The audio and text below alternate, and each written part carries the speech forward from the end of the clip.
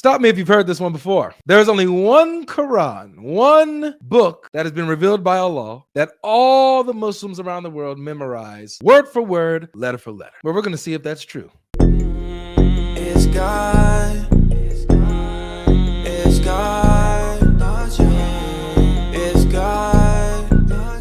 You've heard it said by all the da'is, all the popular dawagandas, that there's only one Quran, memorized, untouched, uncorrupted, never to be changed, never has been changed.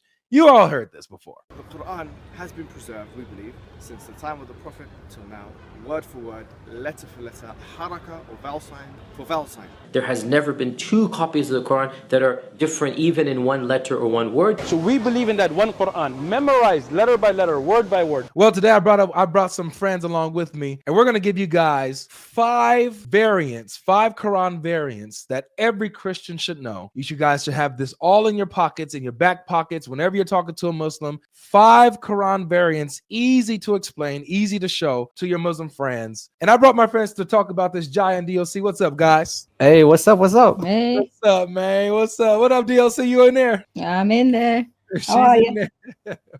Pretty good. All right, guys. So we got 5 Quran variants, easy ones, right? Now we're not talking about English, translations that are different, right? We're talking about the Arabic, different versions of the Quran, different variant readings that aren't just dialect changes, but are, different words that change the meaning. That's what we're talking about, right, guys? That's exactly right. That's exactly what we're talking about. We're talking about differences in the Arabic text, different versions of the Arabic text. Perfect. All right. So with that being said, one of these that come to my mind, if you guys have been watching the channel for a long time, you guys are familiar with this one. But we have that comes to my mind is chapter 37, verse 12. Now, I got my Arabic speakers here so they can break this down. Now, DLC, do you mind reading this? If you could see this, can you read this for me in the Hafs version? Yep, the Hafs version says بل عجبت ويسخرون. So the word that is in question is عجبت, which means you are amazed or surprised. You are amazed. Now, who's the speaker, Jai, in this context? In chapter 37, verse 12, who's the one speaking? This is Allah speaking to Muhammad. So Allah speaking to Muhammad, and he says, you were surprised while they mocked, or you were amazed while they mocked. So Allah speaking to Muhammad. But when we scroll down here and we see all these different, readings of the Quran here, they're mostly the same. But we get down to Al-Kasai and Al-Hamza. We get here. What does it say here, DLC? It says بل عجبت ويسخرون. Now tell us what the difference is. What's happening here is Allah speaking again, but he changes the pronoun. He says بل عجبت ويسخرون. عجبت, that's the word difference. If you remember in the Hafs, it was عجبت. Now what's the difference here? It says I was amazed. Wow. So Allah is amazed now. Before it was Muhammad who was amazed. So here's the big difference. We got Allah, who is the speaker. He's the speaker in both versions of the Quran. He's the speaker. And yet we have Allah saying in one version, he says, you were surprised while they mocked. While in the other one here, he says, I was surprised while they mocked. So the Muslims can't say, oh, well, this dialects and, they all carry the same meaning. No, the meaning literally, it changes the entire context. Was it Muhammad who was surprised, or was it Allah who was surprised? Now, if you want to say both, and then, by all means, Allahu Alam, say both. Both Allah and Muhammad were surprised, but you can't say that this isn't a difference, and that doesn't change the meaning. All right, guys, so that was chapter 37, verse 12. Have that in your bag. Easy variant to show a Muslim. And we got another one. So that's number 1. Number 2, we got Surah 10, verse 16. Now, Jai, go ahead and talk to us about this. What's this one about? Okay, here is one that is a contradiction. A lot of times, Muslims will ask you, okay, show me where they contradict. All right, here's where they contradict. Chapter 10, verse 16 says, say, if Allah wills, I would not have recited it to you, nor would he have made it known to you, nor would he have made it known to you. Now, if we look into the Arabic here. Okay, so that's the Hafs. That's where we want you to look. He would not have made it known to you. وَلَا أَدْرَاكُمْ. That's where the elongated sound, it means no, not known to you. He would not have made it known to you. That's what most Muslims know about. And then we go to one of Ibn Kathir's readers, Qunbal, and he says, وَلَا أَدْرَاكُمْ بِهِ, no elongated A anything. It's very short, which means he would have made it known to you. Oh, wow. Those are two contradictions. One says he would not have made it known to you. The other one says he would have made it known to you. There's no way out of this one. This is a clear contradiction. that's clear cut. But don't take our word for it. They talk about it in the Muslim sources, like in Tafsir Jalalain here, which is available online to everyone. It does admit this variant reading, as you see here in the highlighted versions. One says, nor would he have made it known, and the other says he would have made it known. Wow. Yeah, there's no way out of this. So even their scholars are seeing and admitting that this is a contradiction. So you can go on altafsir.com, pull up Jalalain's Tafsir, and you can see it for yourself and show the Muslims that even their scholars are acknowledging that this Surah 10, verse 16, has a variant reading that contradicts. So now, if they're asking for variants with contradictions, we have those. If they're asking for variants that show a change in meaning, we have those. So these are two. We got Surah 37, verse 12. We got chapter 10, verse 16. Here's a third variant that you should have in your pocket. As a Christian, you should be able to show this to a Muslim. Go ahead, Jai, talk to us. Walk us through this. This one is a legal variant. What do I mean by that? I mean that depending on which version of the Quran you're reading, changes and affects how you practice the religion of Islam. So the verse here is about how you redeem a missed fast. So when Muslims miss fasts in Ramadan, they have to make them up. Yeah. In Surah 2, verse 184, it says, Fidyatun ta'amu miskin. Fidya means the redemption. Ta'am means the feeding of. Miskin is the word here that you need, which we've written here, transliterated here. One poor person, singular, miskin, one poor person. That's hafs. So for every missed fast, you have to feed one poor person. However, in the other version, famous version actually called Warsh, it says Fidyatun ta'ami masakin. Masakin is the word here. So here the redemption is by feeding plural people, and in the Arabic here the plural is more than two. 3 or more. Okay, so if you're living in a part of the world that reads the Hafs Quran, if you miss a fast, you have to feed one person per missed fast. If you're in a part of the world that reads the Warsh Quran, for every missed fast, you have to feed 3 or more poor people. So what are you going to do? That's tough. Allahu Alam. I probably have to say on that one, Allah knows best. That's tough. So for every fast day that I miss, depending on the Quran that I'm reading, depending on the Quran that I take authoritative, it determines how I make up that fast day. Now, the reason why this is so bad is because if I do this wrong, then I'm not purified before Allah. Is that right? Correct. These fasts are obligation. They're obligatory. They're not voluntary, which means that's why they don't go away if you miss them. Even if you're ill, you can't fast that day. You have to make it up. So the rules of Allah, what did Allah have in his mind? Was he particularly generous that day and said, just feed one person per missed fast? Or was he really strict about it and said, actually, it needs to be 3 or more per fast?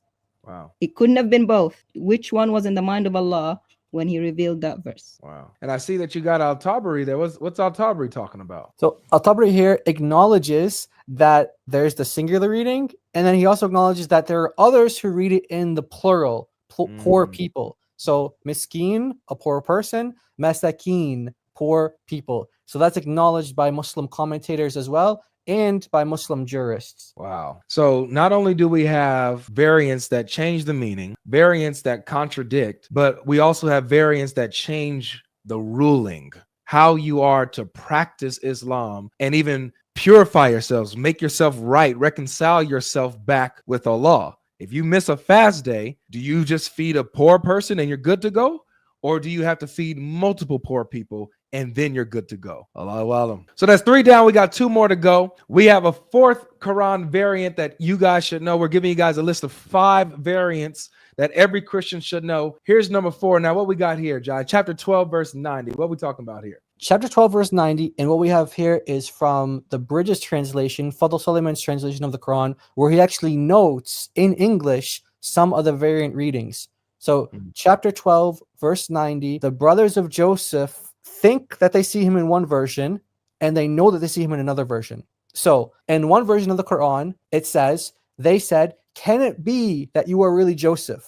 Can it be that you're really Joseph? They don't know. But if you see on the bottom here in the footnote, he notes that there's Ibn Kathir and Abu Ja'far who read it as they said, "You really are Joseph," even with an exclamation mark. Like there's an emphasis there. Yeah. So one reading, they're not sure. Could it be Mhm. that you're Joseph? Are you really Joseph? Is that you? We don't know. And then the other reading, they're certain that that is really Joseph. Wow. So we got uncertainty in one reading of the Quran. We got certainty in the other. And these both can't be, because these are the same. This is the same conversation, same instant, right? The same scenario. This isn't both having, two different scenarios. This is the same exact conversation being had, and it's being rendered differently in the different Qurans. Is that right? Exactly. And it's not some brothers said this and some brothers said that. No, it just says they said. So if you're reading one version, you're going to get the indication that they, plural, that they said, can it be you? Is that really you? They don't know. Then the other version makes you think that, no, they know for sure that it's him. Right. So it's not broken into different groups or anything like that. Those excuses don't work.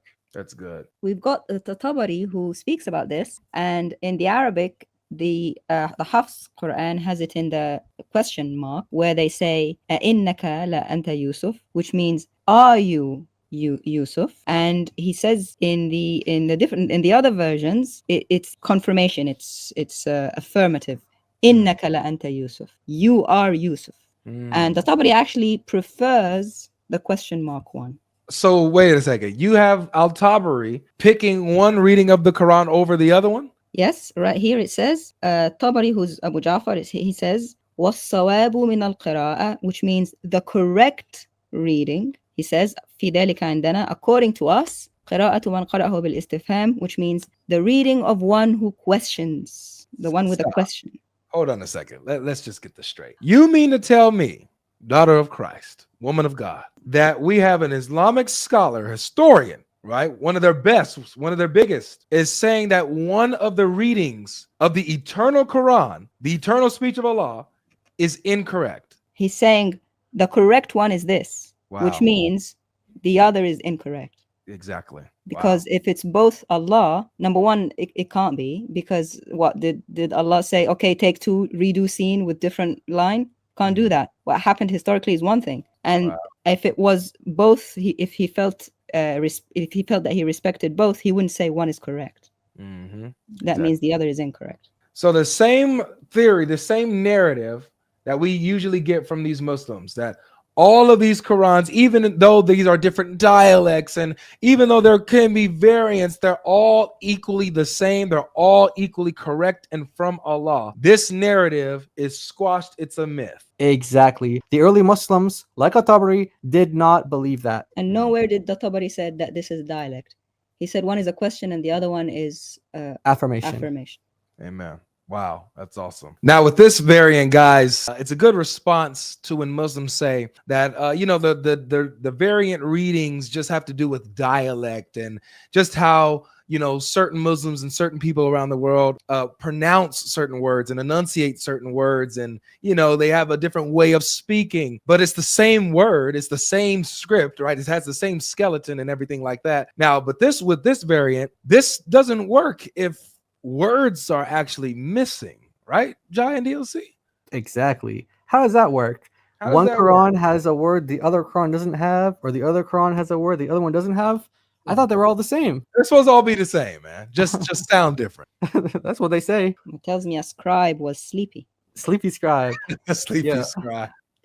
So this is it, chapter 57, verse 24. It says, those who are stingy and enjoin upon people stinginess, and whoever turns away, then indeed Allah is the free of need, the praiseworthy. So the bit that we want to focus on is the Allah free of need and praiseworthy, which in the Arabic it says, فَإِنَّ اللَّهَ هُوَ الْغَنِيُّ الْحَمِيدُ.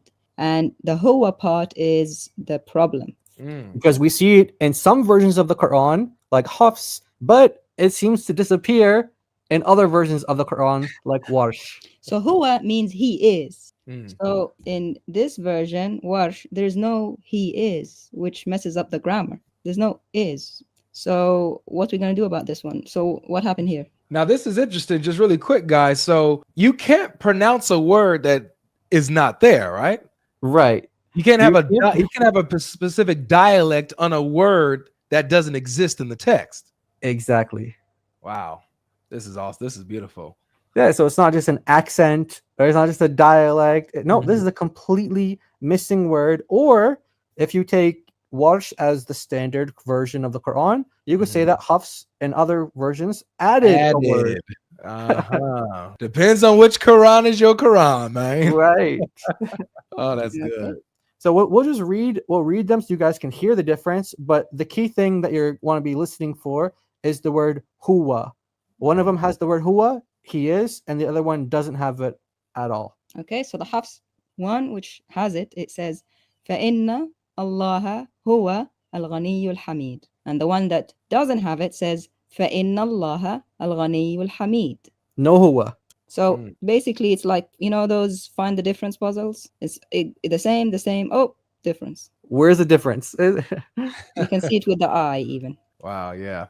You can literally see it with your own eyes that a word is gone from the text or a word is added to the text. You can clearly see it. So there you guys have it. 5 Quran variants that every Christian should have in their back pocket. We got chapter 37, verse 12. We got chapter 10, verse 16, chapter 2, verse 184, chapter 12, verse 90, and chapter 57, verse 24. Depending on which Quran is your authoritative Quran, depending on which Quran you got, is going to be how you're going to see these verses and how you're going to deal with these verses. And this is huge. This is huge because this demonstrates again, once and for all, that the standard narrative that the Quran is perfectly preserved right down to the letter. No difference in changes in the meaning, no difference in context. All of the words are preserved. This standard narrative got them hoes, man.